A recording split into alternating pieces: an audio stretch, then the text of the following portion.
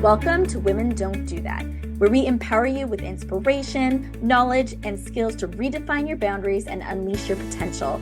I'm Stephanie Mitton, founder and CEO of Beacon North Strategies and your guide. Small town girl turned CEO while navigating career, motherhood, ADHD, and chronic migraines. Our conversations range from interviews with visionary women to solo episodes filled with actionable insights. We are your hub for turning what ifs into let's go. Are you ready to redefine your possible? Let's get started.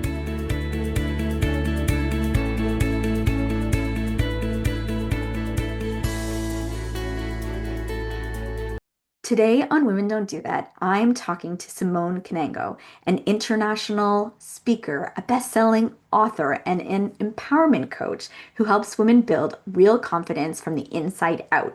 We get into self-doubt, everyday leadership at home and at work, and her real method for growing confidence. If you've ever looked confident on the outside while feeling unsure on the inside, or unsure of both, this episode is for you.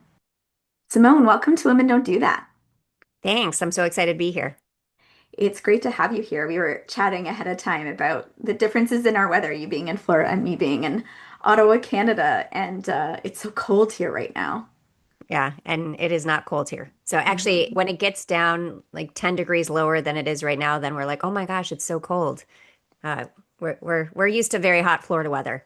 Yes, sounds lovely this time of the year. What does life look like for you right now? Mm. So as a mom of six, I am almost an empty nester. My last child is a senior in high school, which is crazy to think. By the time that she goes off to college next year, we'll have had kids in the home for 30 years straight. So that's number one. Um, and then I work a lot. So I'm a keynote speaker, author, podcast host, coach. And so I actually have a new book coming out in February. So I feel like my whole life is around this book launch right now. So it's very busy times, but it's so rewarding and fulfilling that it Hmm. doesn't frustrate me. Have you found like as your kids have gotten older, it's giving you space to kind of lean into some of those endeavors more, like that side of your life has evolved? Oh, definitely. So without the guilt, right? I mean, Right. so much of it before was, yes, I'm going to do this, and oh, no, mom guilt is real. Like you're going to feel guilty whether you're spending too much time with your kids or too much time at work. Like you have that sense of guilt. So, but now I do feel I have more time to really kind of jump into things that I probably wouldn't have before, and also spend more time actually with my husband, which has been a really nice thing. We've been married for 32 years, and so much of our marriage has been raising the kids, Hmm. and which is fantastic. But now it's kind of like, oh, it's Thursday night. Do you want to go out to dinner? Oh yeah, Yes. let's go out to dinner. Yes. I find in different stages you have to remind yourself that things have changed because you kind of struggle with adapting to the new thing, right? You first have a baby and it changes things a lot, right? You can't just go do whatever you want whenever you want and you kind of adapt to that. And now my kids are, 12 and 14 and getting in those teen years. I'm like, "Oh, like I can actually still kind of leave the house when I want to and some of those things." And you have to kind of retrain yourself that things have changed and it feels like at every stage you have to do that somewhat. Yeah, absolutely. When I think back to when they were little and just getting out of the house was so complicated. Right. You got the diaper bag for this one, and oh, this one forgot their shoes, and so it was complicated. And now it's like they all are adults for me, and Yes. Millie, who's left at home, is still at home. Is she drives, so I really, I hear her in the morning goodbye, and that's about it. Right. Yes, it's a whole different stage, and I'm sure especially when you have six, when they can start to pack their bags and stuff, you go on a trip and they can help pack their stuff. Like that's a game changer. And I'm sure when you have a lot of kids, that's you're like, oh yeah, this is a huge difference.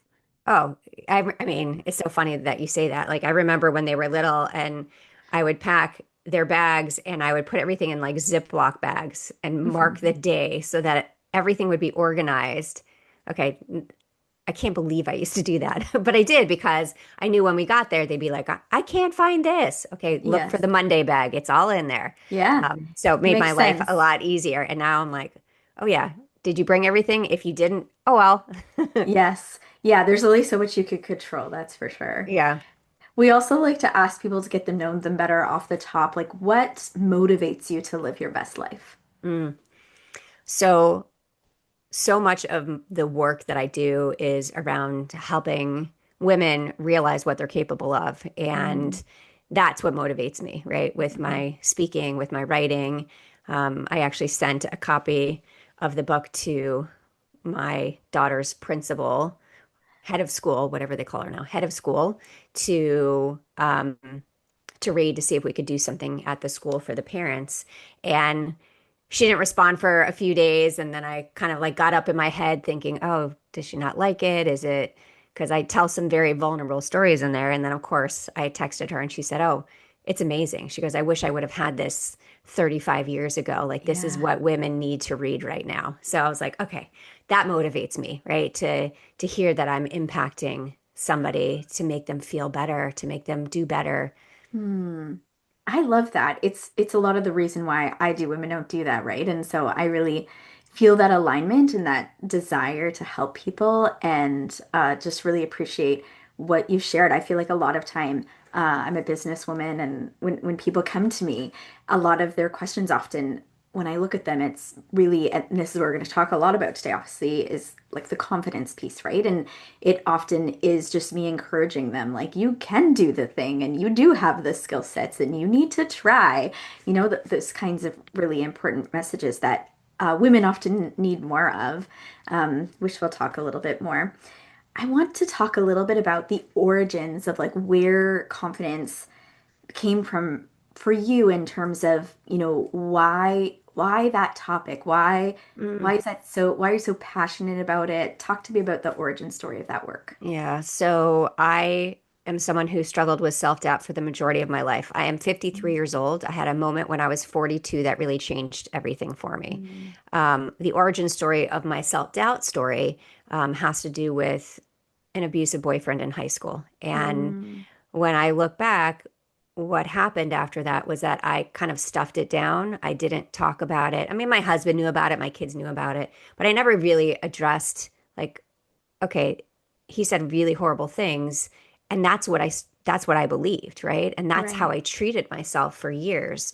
So when I had this moment, which I'm sure we'll talk about, like that really changed how I saw myself. And so Mm, when I looked back over my life and said, okay, all these things that I struggled with, why? And how can I help women make this transformation quicker than I did? And mm, it all had to do with really looking back and saying, okay, this none of this was true.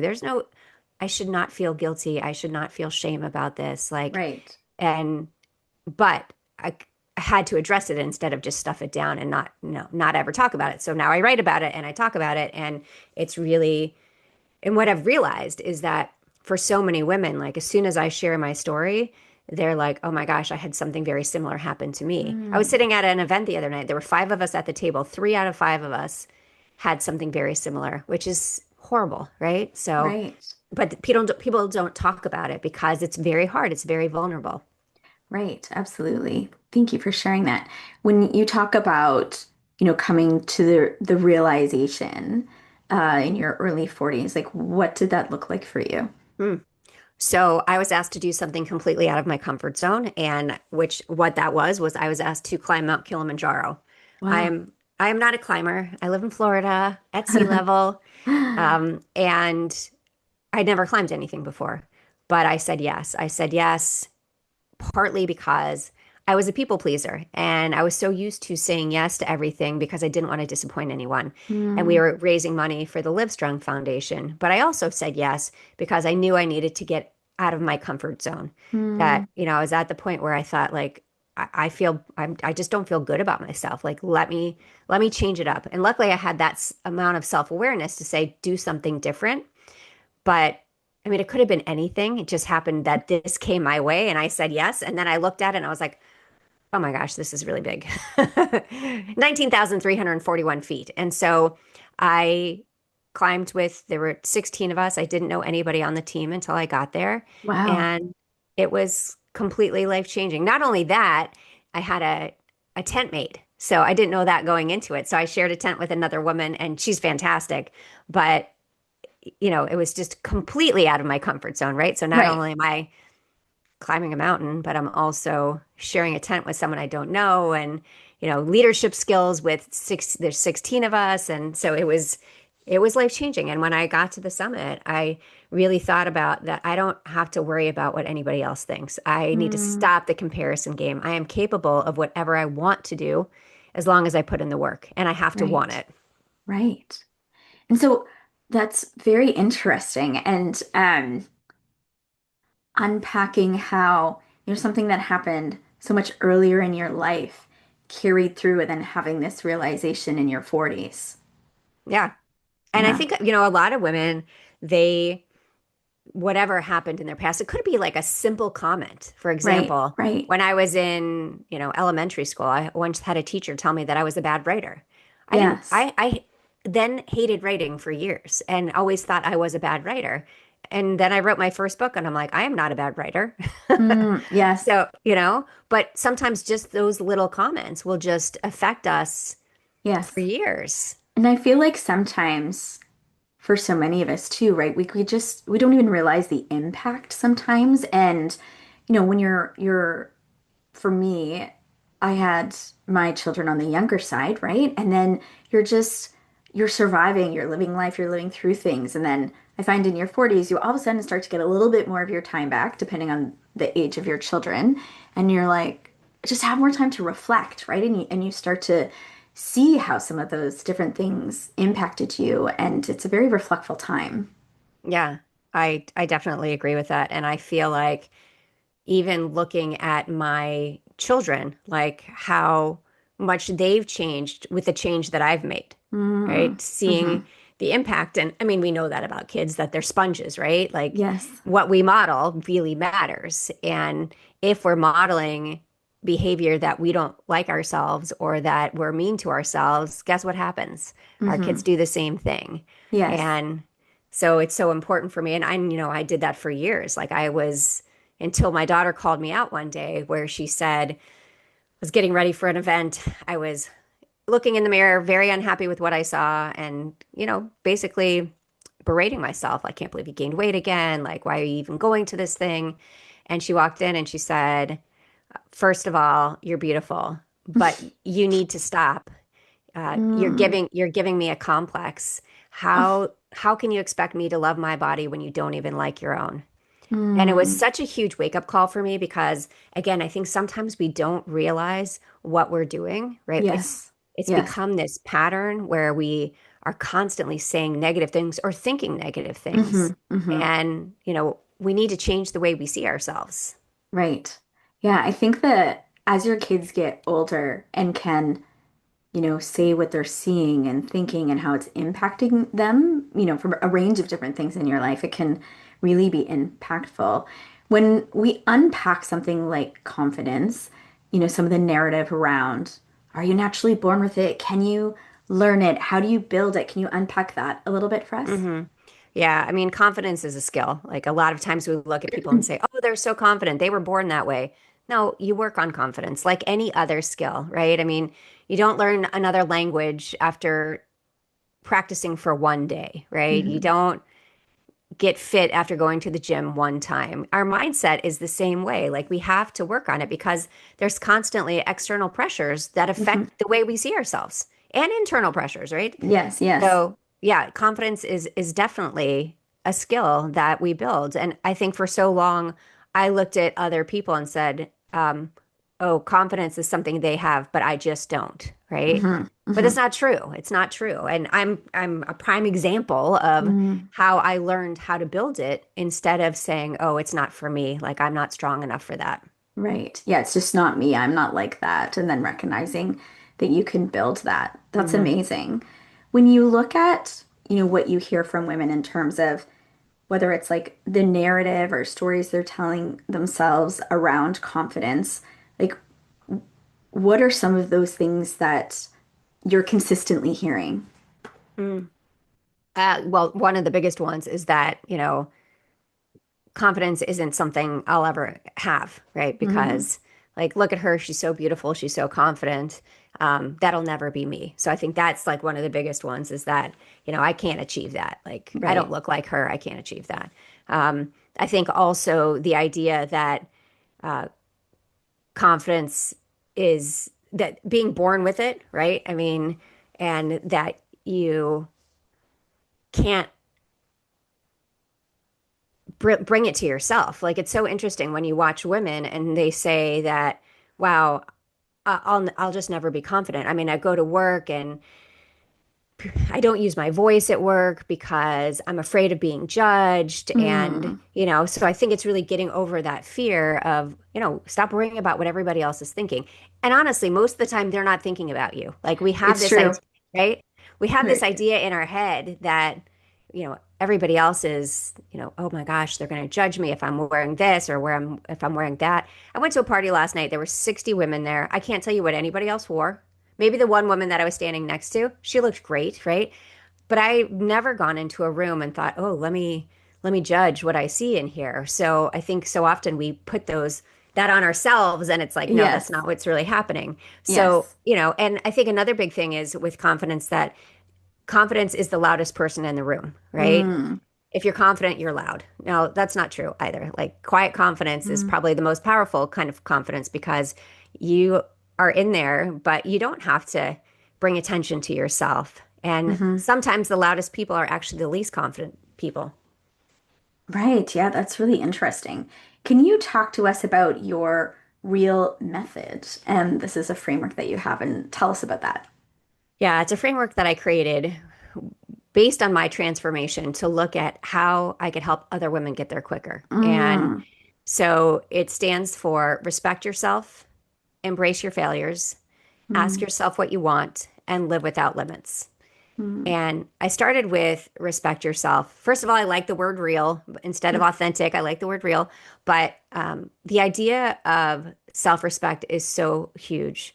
I Mm. remember as a kid being taught to respect my elders, my peers, but never once do I remember being taught that the most important person to respect is myself. And that's not Right. a dig on my parents, but that's reality. Like that wasn't what I was taught. Right. And so we go around saying, oh, I'm going to walk into this meeting and demand respect. Well, it just doesn't work that way, right? So the idea is that you need to demonstrate it to yourself, right? If Right. you demonstrate it to yourself, people are going to treat you the way you need to be treated, right? So Right. if you're in there and you're saying, you know what, I'm not going to be stepped all over. I'm not going to, I'm going to set boundaries. I do self-care. Like if my day ends at 5, my day ends at 5, and I'm going to go do something for myself every single day. So I think that for me, self-respect is such a big piece because if we don't respect ourselves, how do we expect other people to respect us? Right. So that's the R. That's the R. Okay. Um, embrace your failures. Well, that it's a big one because failure is really hard for people. And I Hmm. feel failure is part of success. I mean, that's Absolutely. for me how it works. So, but so often when we fail, we're like, oh my gosh, I'm never going to try that again. Well, no, it's the opposite. It's what did you learn from it so that you can move forward? Just because you failed at something does not make you a failure, right? It shows Hmm. you what you need to do differently next time. Hmm. And we can't take it so personally all the time. I mean, it's very hard in the moment, right? Hmm. Show all the feelings, have all the emotions, and then move forward. Pick a day and Hmm. move forward instead Hmm. of letting it control everything that you do. But it's a hard one because society has conditioned us to, oh, don't you can't fail at that. If you fail at that, Yes. you can't do anything else. Yeah. I totally agree. I've had so many people also just be concerned about the embarrassment of the failure piece Mm, too. I used to be an executive director of a not-for-profit, and I did a lot of media. And I remember my daughter, and she would have been pretty young, maybe early, like primary school, but being nervous about it because, like, what if people were mean to me from the news or like didn't like me? And I was like, I don't care. Like it yeah. doesn't, why does it bother me what some stranger thinks? Like it's just, it's so interesting to me. And I have had that in different ways too, of kind of more like, oh, that's so embarrassing. I'm like, but it's not actually. It's part of learning and growing and getting better and all of the things. And so I think we have a long way to go for society on that one.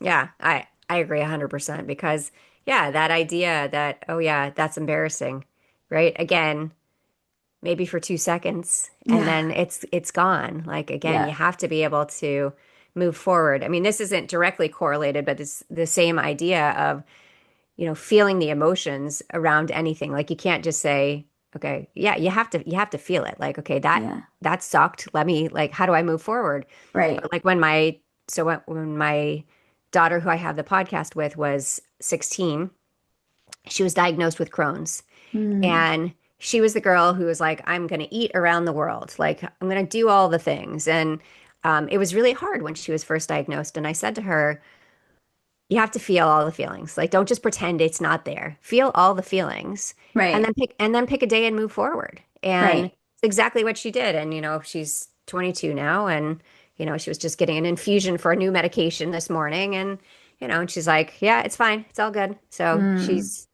but same thing with when we fail at something, we feel the feelings and then pick a day and move forward and don't get stuck there, right? Yes. You can Yes. either, If you can stay there for maybe a day if you need to, and then, you slowly need to move on to take the next right step.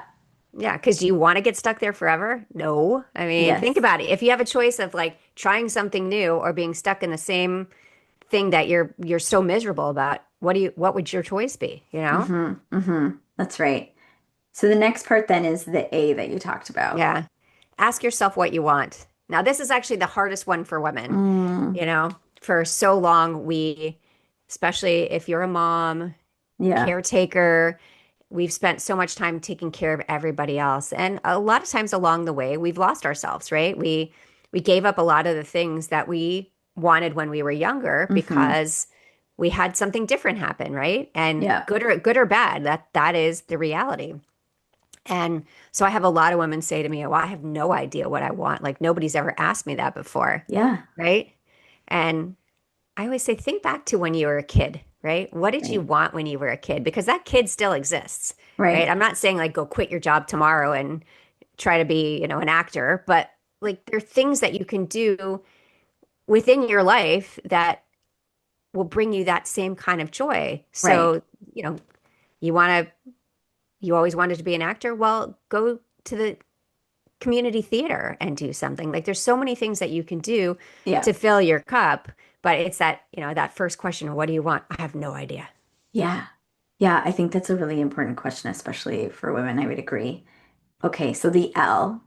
Live without limits.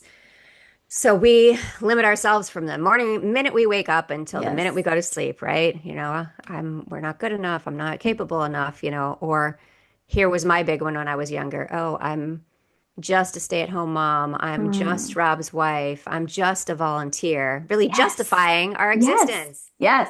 Okay, Yeah. drop the just, right? Yes. Drop the just. These are all part that makes up who we are. So why are we justifying our existence? Yeah. Yeah. It's so true. The one that you said, I have a friend who is a stay-at-home, and I remember her saying to me, or no, I think somebody asked like us about our jobs, and she said, "Well, I'm just a stay-at-home mom." I said, "You're not just a stay-at-home mom. There's such an important job, and like there's so many different things that you do. Like, do not say that." Yeah, but it's hard because Yes. depending on who you're around, it can feel really difficult to Hmm. say like I love being a stay-at-home mom, right? Right. I had an experience when my kids were really young and I was at this event and I was seated next to a woman who was a CEO of a big corporation.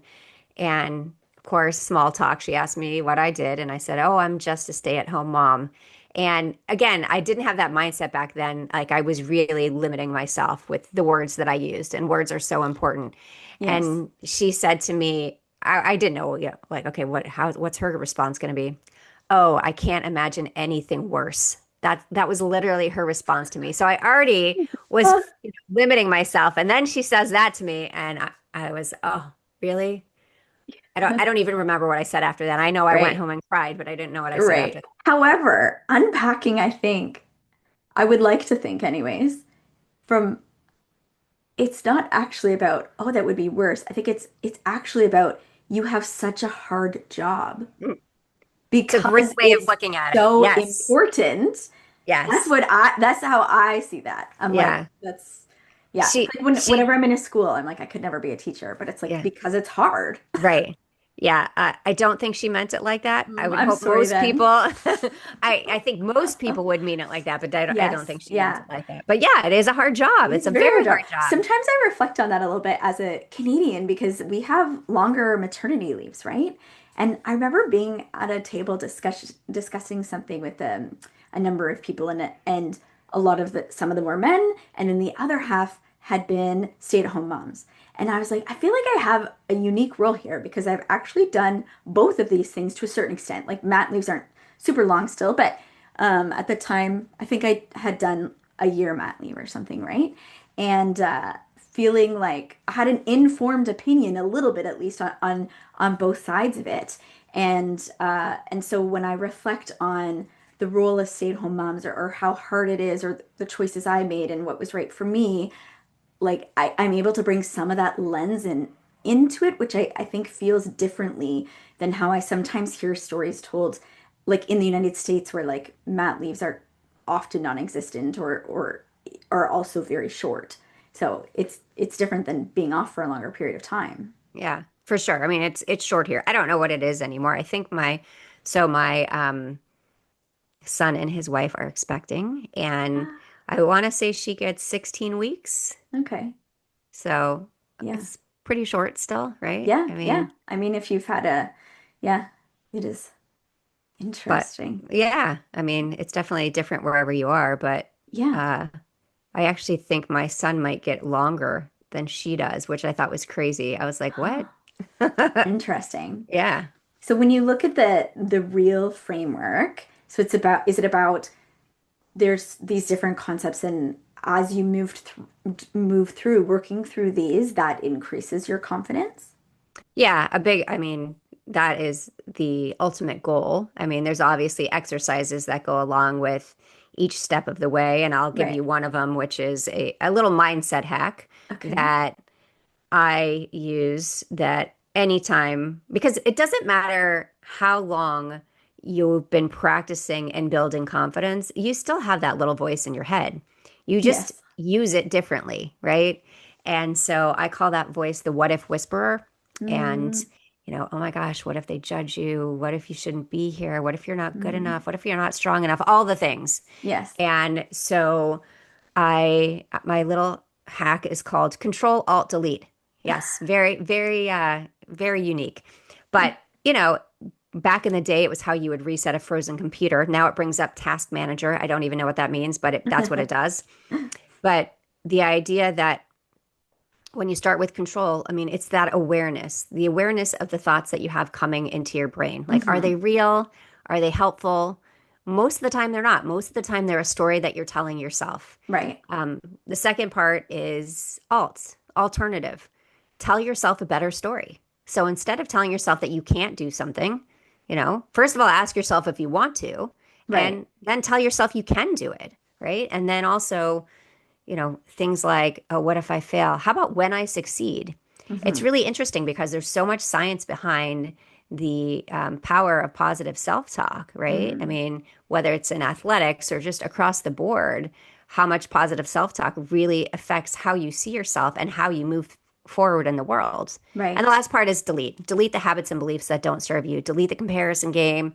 Delete the belief that you're not enough. Delete the apology. Like, how many times are we apologizing for something that we don't need to apologize for, right? Right. So, all of these things where we put ourselves in a situation where, because we have this thought in our head, like, really take a step back and become aware of what that thought actually means. Mm. Yeah, I think those are that's a great exercise to work through, and I really appreciate the practical nature of it, right? In terms of, grabbing some of those thoughts and then like actually thinking about it, and then like you said, like releasing some of them and even replacing them with better ideas.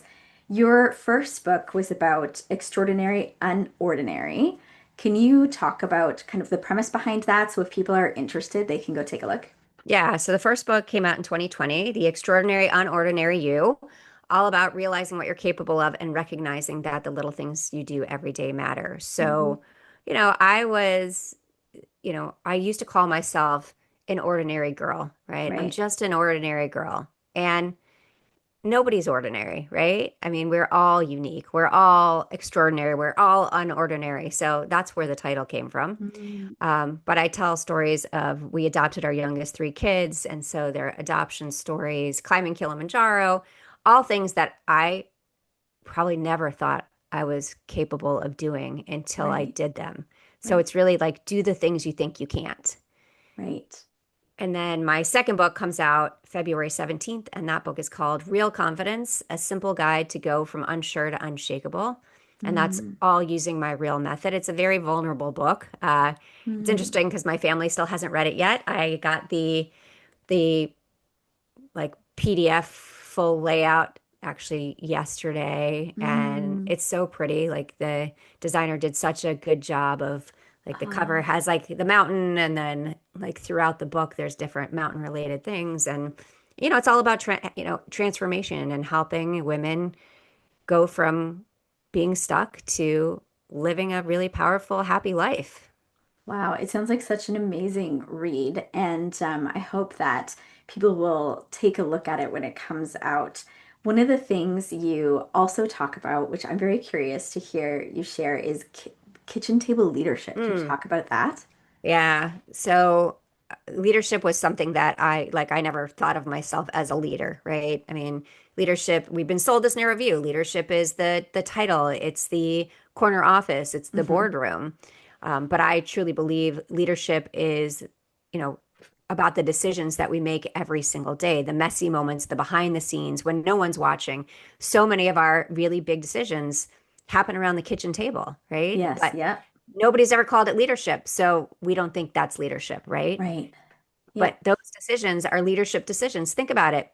You make a yep. choice that changes the trajectory of your family or your job or whatever it is. That's a leadership decision. So we need to Hmm. start looking at ourselves as leaders because when we do, we show up differently in the world, right? We're not waiting for someone else to tell us what to do. Like we Hmm. get it. We're like, "Oh, I'm ready to jump in because I know I'm capable of this." Yes. And women are such hard workers. They know how to bring people together. And the skill sets that you use in your home are the skill sets that you use in the corporate world, that you use in leadership. I like work in the world of politics in Canada and Ottawa, and like women are often like the best like campaign managers and all the things because of that they are excellent at organizing things, details, staying on top of things. Like again, like all things that make great leaders and managers, and it's such transferable skills if we can just believe in ourselves and I guess push back against also societal norms as part of that too. It's not just about ourselves. It's Hmm. it's impacted by both. Yeah, I think if you are a stay-at-home mom and then you decide you want to go back into the workplace, there's definitely this mental block Hmm. thinking nobody's going Yep. to hire me. What are my Yep. skills?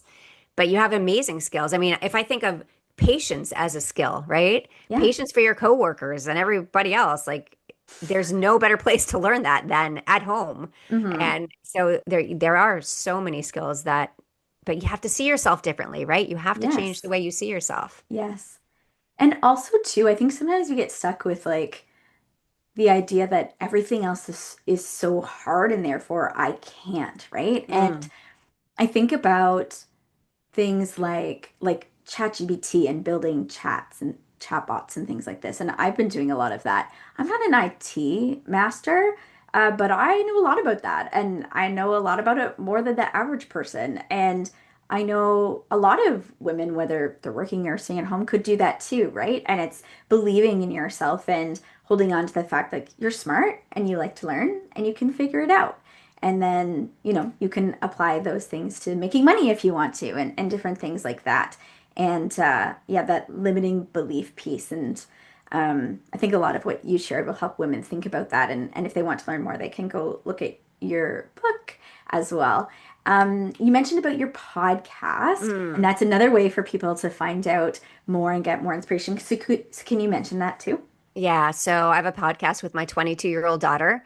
It's called Her Unshakable Confidence. We've been doing it for 2 years now, a little bit over 2 years now, and It is probably one of the best parts of my week, or it is one of the best parts of my week. It is like so fun and especially when we have guests on and she has these aha moments, and it's been great. So we record an episode. Well, we drop an episode every Tuesday, but we record every other week with just the two of us, and then the following week is with a guest. So a lot of times when it's the two of us, it's whatever we're dealing with in the moment and how we can work through things.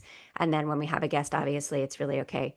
You know, what can you teach us? And Right. it's been so cool. Like we met so many amazing Yeah. people, and we actually first we were only interviewing women, and then we decided, you know what, let's bring a couple men on and see. And they've been fantastic. So we'll see how it goes. But the goal is it was all about helping my daughter build confidence quicker than I Mm, did, right. and it's working.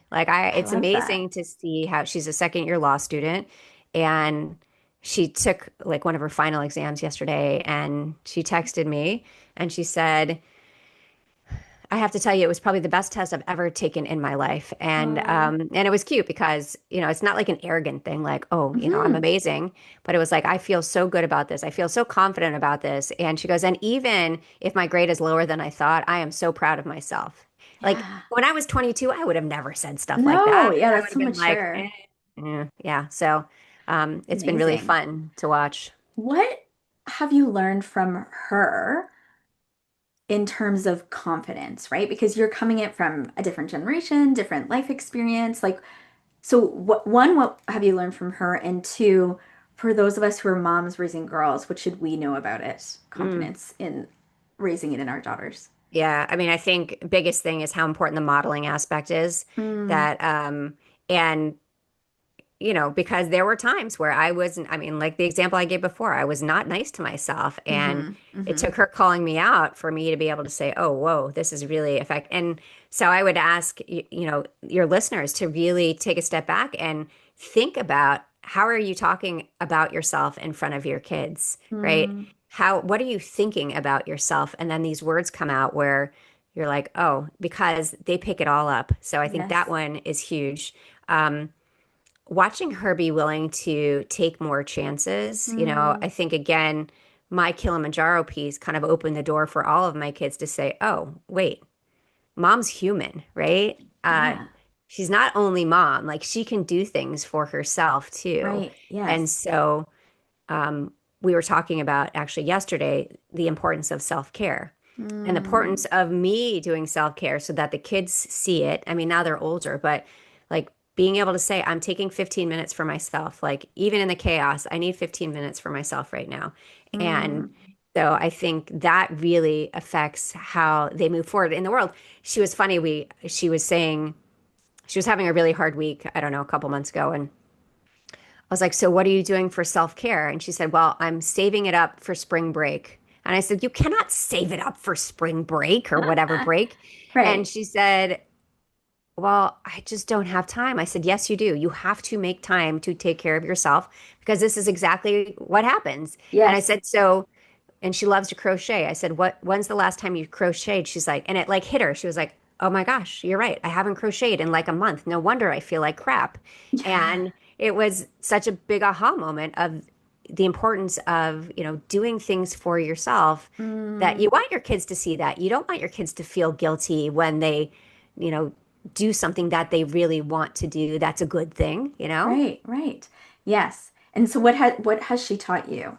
Oh, um, she's taught me to, always speak up, speak my mind. Like, why am Mm, I, you know, saying, not saying something when something bothers me? Because right.